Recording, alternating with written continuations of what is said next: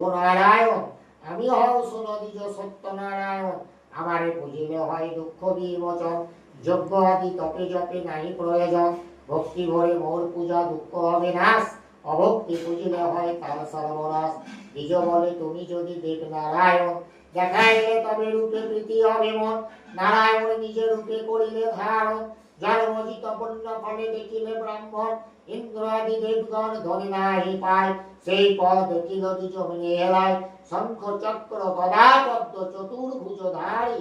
কীট দেশে পীতম্বর জয় বলিহারি ভাবে গদ গদ দ্বিজ নেত্র অস্ত্র ধরে অচৈতন্য হয়ে পড়ে ভূমির উপরে চৈতন্য পায়া দ্বিজ ধরিল চরণ কিবা গুণে দেখি প্রভু দিল দর্শন মিত্রস্য করিকর্ণ প্রভু নারায়ণ অবতীর্ণ ধরণীতে জীবের কারণ ওরের জীবের লাগে কাঁদে মোর প্রাণ সত্যনারায়ণ রূপে তাই দেখাইলে ব্রাহ্মণ যাগ যজ্ঞ ক্রিয়াহীন দেখি কলিকাল বুঝিতে আমারে নাই কিছুই জঞ্জাল কণ্ঠস্বনে শুভ বস্ত্র করিয়া শ্রাদন চারিপাশে পুষ্পমাল্য করিবে রচনা রাখিবে ক্ষোভন তাহারি উপরে ধূপ দীপ নৈবেদ্য নানা থরে থরে যত্ন করিয়া নানা উপচার দেবে দুগ্ধ গুড় টানিয়া তাহাতে মিশাইবে সহযোগে গলে বস্ত্র দিয়া পূজার অন্তরে ভক্তি ভরে পাঁচালি শুনিয়া তারপর প্রসাদ খাইবে যত্ন করিয়া অশান্তি অনিষ্ট ব্যাধি যাবে ছাড়িয়া এই বলে নারায়ণ হর দর্শন